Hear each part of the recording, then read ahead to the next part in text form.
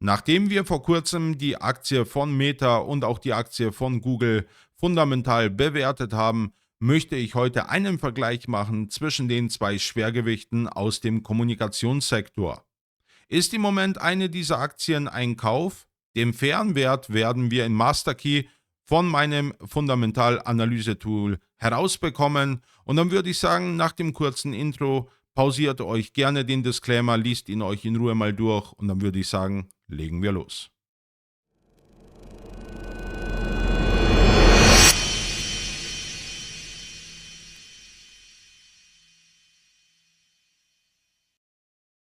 Wie schon in den anderen Videos fangen wir immer mit den Marktdaten an und ich möchte darauf hinweisen, das alles hier ist keine Anlageberatung, das sind nur meine Meinungen, es dient nur der Unterhaltung. Trotzdem habe ich zu beiden Unternehmen ausführliche Videos auf fundamentaler Basis gedreht und diese werde ich euch in der Beschreibung mal verlinken, könnt ihr euch gerne mal anschauen. Ihr solltet trotzdem meine Meinungen immer hinterfragen, denn ich bin in beiden Unternehmen investiert. Und dann würde ich sagen, legen wir jetzt mal los.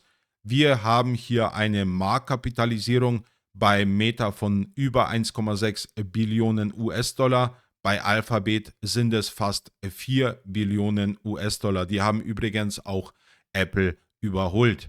Dann haben wir ein KGV bei Meta von 29,3 und 32,8 bei Google.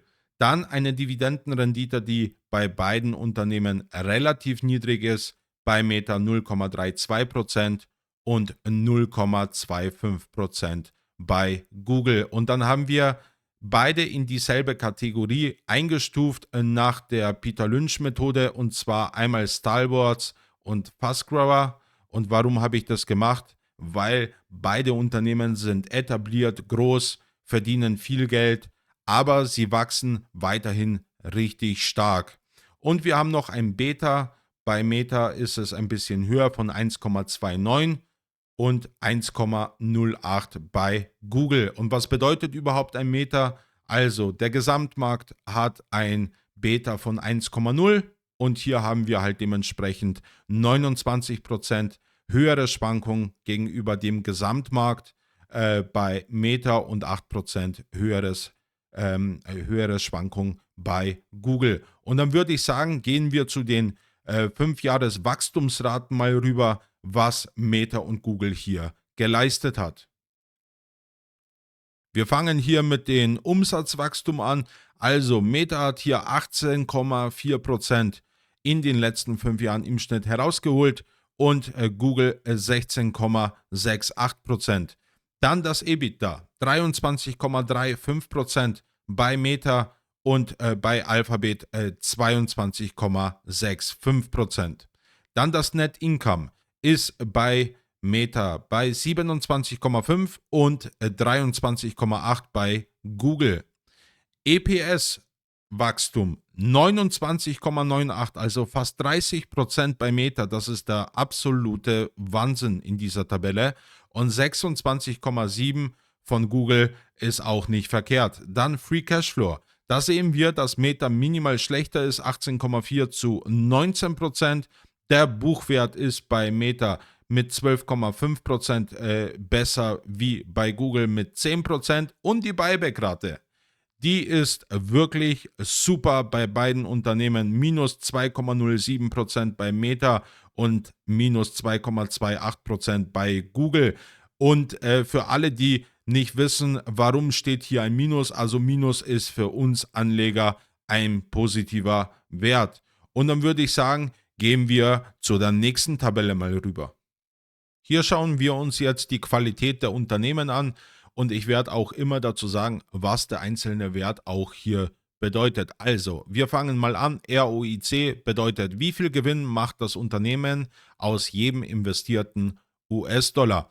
Und da sehen wir eine prozentuelle Angabe von 27,65 zu 27,76, also beide richtig stark unterwegs und da sagt man normalerweise größer 15% ist richtig gut, also dann kann man sich vorstellen, wie stark die Unternehmen bei diesem Wert sind.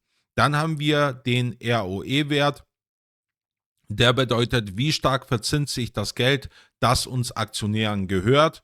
Und dann nimmt man ungefähr eine Faustformel größer 12%. Und wir sehen hier, Meta hat hier klar die Nase vorn mit 21,4% zu 17,3%, obwohl beide Unternehmen hier richtig stark sind. Dann haben wir eine Free Cashflow Conversion Rate und die bedeutet, wie viel vom Papiergewinn landet am Ende als echtes Bargeld in der Kasse. Und da sehen wir hier Meta auch die Nase vorn, 66,8% zu 57,8%.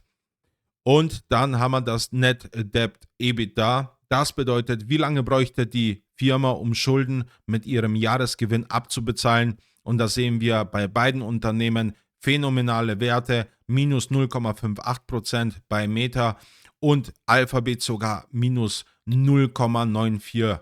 Das ist wirklich der absolute Wahnsinn. Und dann haben wir noch das DE-Ratio und da sagt man normalerweise kleiner als 2,5. Und der Wert bedeutet eigentlich nur, wie viel Schulden hat die Firma im Vergleich zu ihrem eigenen Vermögen. Und dann könnt ihr euch hier mal vorstellen, wie viel Geld diese Unternehmen haben und wie viel Schulden sie dementsprechend haben. Und da sehen wir hier 0,16 zu 0,04. Und dann gehen wir jetzt zu dem Master Key mal rüber und dann schauen wir uns final an, welche Werte ich hier berechnet habe, was würde ich dementsprechend für diese Unternehmen hier als Aktie bezahlen.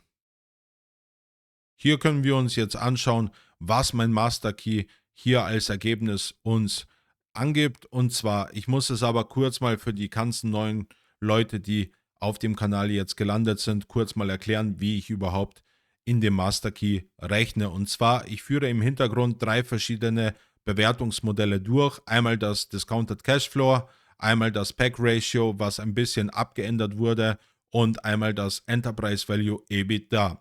Und diese 3 Bewertungsmodelle werden wiederum mit 3 Szenarien durchgerechnet. Einmal mit der konservativen, einmal mit der moderaten und mit der optimistischen Bewertung. Diese fließen dann in separate Master Keys rein, welche auch verschiedene Wahrscheinlichkeitsrechnungen bekommen.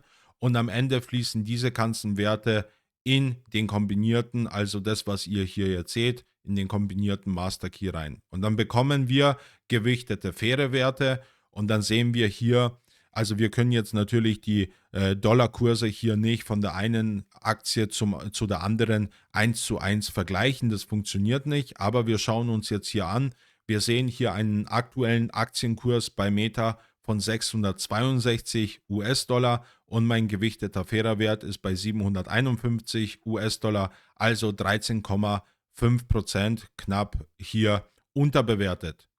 Und dann haben wir aber unten noch drunter die Margin of Safety. Das bedeutet, vom gewichteten Fernwert ziehe ich 20% ab.